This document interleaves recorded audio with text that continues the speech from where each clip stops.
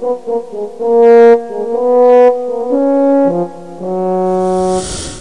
is also possible that Lord Bacon,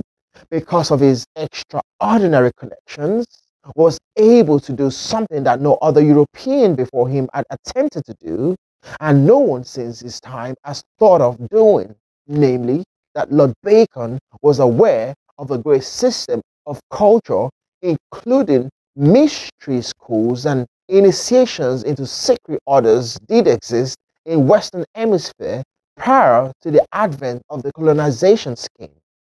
and also that these cultures have reached a very high degree of attainment in Peru and Mexico. Is he telling us then in his story of the New Atlantis that he has actually learned that his mysterious college of the 6 days work actually existed in the Western Hemisphere prior to the advent of the Spaniards? Was this wonderful city of Mexico, for example, which Herman Cortes described as the most beautiful city in all the world, the Venice of the Western Hemisphere, was this city actually a great cultural center? Did it possess some institution which could have inspired the idea of Solomon's house and also inspired the general concept of Lord Bacon's mysterious island of the blessed, which he called Ben Salem, or in a larger sense, the Son of Peace? This particular possibility that Lord Bacon was aware that an ancient cultural foundation existed may have an interesting bearing on her general thinking. The New Atlantis also makes another point concerning the old Atlantis, which is important. It states in Lord Bacon's work that the old Atlantis was not destroyed by earthquakes, as some of the Greek writers had presumed, but that it was destroyed by water, and that the water did not completely inundate the land, but it did rise to a considerable height for a time, possibly due to great tidal waves or some other catastrophe, and that this water rising to a height of 30 or 40 feet destroyed those living in the lower areas who are unable to escape its devastating actions, but some did escape and did hide themselves in higher ground and therefore did survive the catastrophe. Lord Bacon takes the attitude that these also occurred while the Atlantean had sent a great fleet against the Athenian state, and that this fleet probably either destroyed during the journey or ultimately unable to return, made no effort to restore the ancient land, or either exterminated elsewhere or absorbed into the cultures of other people. But at about the same time, Tarambo, the then ancient city of Mexico, also then led an expedition against the island of Ben Salem and threatened to exterminate the wonderful city where stood the College of the 6 days work. This expedition also failed, not because the people of Ben Salem destroyed the invaders, but because the invaders, returning to their homeland after having taken an oath not to further disturb the peace of this fabled city, were later destroyed by the wrath of God in the form of floods and other natural disasters. These concepts does agree in some parts, at least, with the records that we have here in the Western Hemisphere of the destruction of the continents of the highlands of mud. For in the Aztecs and the Maya chronicles of the destruction of the ancient land, the same idea as Lord Bacon himself gives is developed, namely,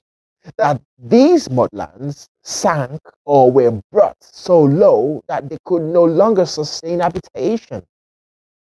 that these low areas were turned into great bogs of mud,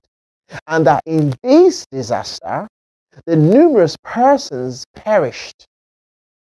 but that others were saved and did escape to other areas where they built a new world. Lord Bacon seems to imply that what we call the American Indians are survivors of these deluge. We also know from our works that the ancient Egyptians, the great Benin, and to a degree the Yorubas of Ife are also connected to the Atlantean survival hypothesis. Perhaps as missionaries and merchants of the lost city, as with the American Indians, that is the reason why their country was so sparsely populated, because these people were only remnants of an older people that had perished a long time ago. And Lord Bacon also suggests something that modern anthropologists is very suspicious of, namely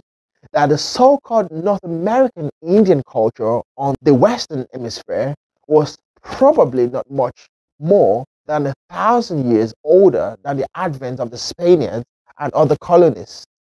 All these fits together, you can make something of it or not as you please. But if it fits together to show that the author was working with a much more serious intent than might generally be supposed, it is in this work also that Lord Bacon uses the significant line, the New Atlantis, which is America, and therefore he uses the whole concept in his writing to suggest that the American continent received the survivors of the ancient Atlantean deluge, that part of the American continent itself was involved in that destruction, and that gradually a process of extending and expanding of a new culture here was on the way when the colonists arrived. And there are a number of works that seem to sustain this thinking, as some authors have taken the attitude that if the colonists have been another 100 years getting to America, they could never have taken the continent. There was a tremendous rising of culture in all three divisions of America, North, Central, and South.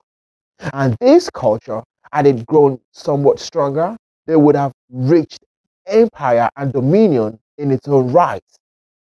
Therefore, perhaps it was a rising culture restoring itself from an older and previous destruction. It has always been among esotericists a habit to refer to the American Indian as Atlantean, and this would support Lord Bacon's position, although our thinking was unknown in his day. With all these, however, I think we must be very careful that we do not become too much involved in the geological implication of the story unless we want to stay there for a while and walk with it. Because certainly there is a possibility that Lord Bacon used this Atlantis fable almost precisely as Plato had before him. Plato, of course, in his preparation of the Atlantis account, also ends in the middle of a sentence. His concept of the Atlantis is also a work unfinished, just as Lord Bacon's was, and then maybe there was an intent or reason for this. It may be in truth that the story both deal with an unfinished product that only time can finish, as only time can place the capstone on the mysterious pyramid on the United States seal. In any event, there are several possibilities in the Atlantic fable. One thing that we know is that psychologically, the past or that which has gone before in the life of an individual or in the collective full consciousness of a people is gradually submerged by present events. Therefore, psychologically, the vast tradition of a people retires from a conscious subjectivity to a subconscious subjectivity.